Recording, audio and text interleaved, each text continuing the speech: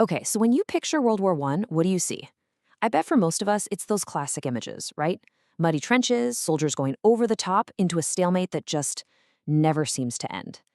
It's got this reputation as this huge, tragic, and honestly kind of pointless mistake.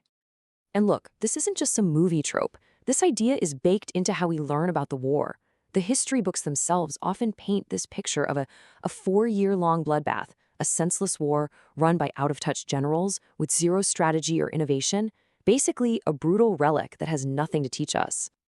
But what if that whole story is wrong? I mean, completely wrong. What if underneath all that mud and all that tragedy, the Great War was actually a massive engine of change? Maybe one of the most revolutionary periods in all of human history, not just on the battlefield, but back home too. All right, so first up, let's tackle that bad reputation, the whole idea of it being a senseless war. And then we're going to see how that myth just falls apart when you look at what was really happening, because the battlefield was going through an absolute revolution in warfare. You see, far from being stuck in the past, those 4 years from 1914 to 1918 were probably the single biggest revolution in military history ever. It's where this thing we call the modern style of warfare was born. And think about this. Almost everything militaries knew about fighting a war in 1914 was completely useless by 1918. They literally had to throw out the entire rulebook and write a new one from scratch. And if you want to see this incredible change in action, you don't have to look any further than the war's most famous symbol, the trench. Yeah, the trench itself tells the whole story. I mean, just look at the difference here. The World War I trench, that was a fortress. We're talking about these massive, complex, long-term fortifications built in continuous lines to just stop an army cold. But by World War II, it's a completely different beast. It's the foxhole. It's temporary. It's mobile. The whole idea changed from a static, unbreakable line to a much more dynamic battlefield with strong points and what's called defense in depth. So the big question is, why? Why the change? Well, in World War I, firepower, we're talking machine guns, heavy artillery, was absolutely king. It was so powerful that the poor infantry on foot just couldn't move fast enough to overcome it. And boom, you get the stalemate. So the race was on to figure out a solution, and the answer came from combining brand new tech. Tanks for mobility, aircraft for support, and portable radios to coordinate everything. This idea of combined arms, where everything works together, became the absolute foundation of modern combat. And this new way of thinking, this new mobility, led directly to tactics like the famous German Blitzkrieg, the Lightning War. The whole point was to use surprise and incredible speed, coordinating tanks and planes to just punch right through the enemy lines. All of a sudden, those giant World War I-style fortress trenches, they were totally useless. Why bother attacking them head-on when you can just drive right around them? So you see, World War I wasn't the end of old-timey warfare. No way. It was the messy, violent, chaotic birth of modern warfare.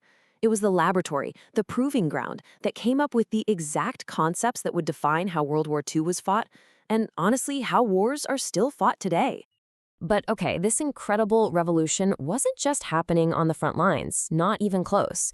Back home, something just as massive was going on, turning society completely on its head. Because in the exact same way the war was forging modern combat, it was also helping to forge the modern woman. The entire social rulebook was basically being ripped to shreds.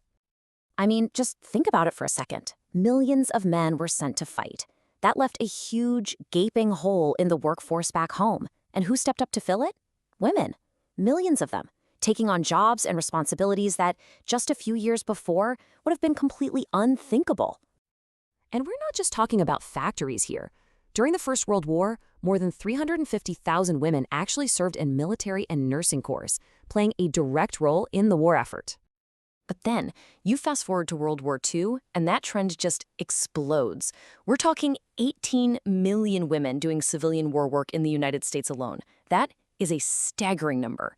This wasn't just a small change, it was a full-blown societal earthquake. And pictures like this one really bring those numbers to life, don't they? Here you have a member of the Women's Land Army. She's doing tough, physical farm work that was absolutely essential to keeping the country fed during the war. And the range of jobs they took on is just incredible. They were factory workers, they built munitions, they were aircraft mechanics, they drove trucks and trains. They were everywhere. And in doing all this, they proved, beyond a shadow of a doubt, that they could do these jobs just as well as men, which shattered a lot of old entrenched ideas about gender roles. And you know what? This wasn't just a temporary thing for the war. This new economic power, this new social role, it was a powerful catalyst. You can draw a direct line from their absolutely critical contributions to the war effort to the unstoppable momentum that movements for women's voting rights and other rights gained right after. Okay, so let's tie this all together. When you take these two giant revolutions, what's happening on the battlefield and what's happening in society, and you put them side by side, you start to see the blueprint for the modern world. This timeline really lays it all out. In 1914, the world stumbles into a war using old-school tactics and living with very traditional gender roles. Just 4 years later, the war ends, and it's created this modern style of warfare and totally shaken up society. By the time you get to 1940, mobile warfare like blitzkrieg is the name of the game, and women's roles have expanded even more. And after 1945, a completely new world order emerges, one that was built directly on the military and social revolutions that started in the First World War. So let's go all the way back to that first question. Was the Great War just a great mistake? Well, the evidence seems to point to something totally different.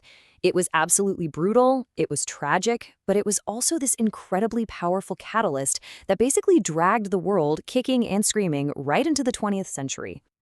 And what this all shows is that even the histories we think are the most settled, the stories we think we know inside and out, can be hiding a revolution right under our noses. So it kind of leaves you with one last question to chew on. If we could misunderstand something as huge and as studied as World War I for so long, what things about our own world today are we getting completely wrong?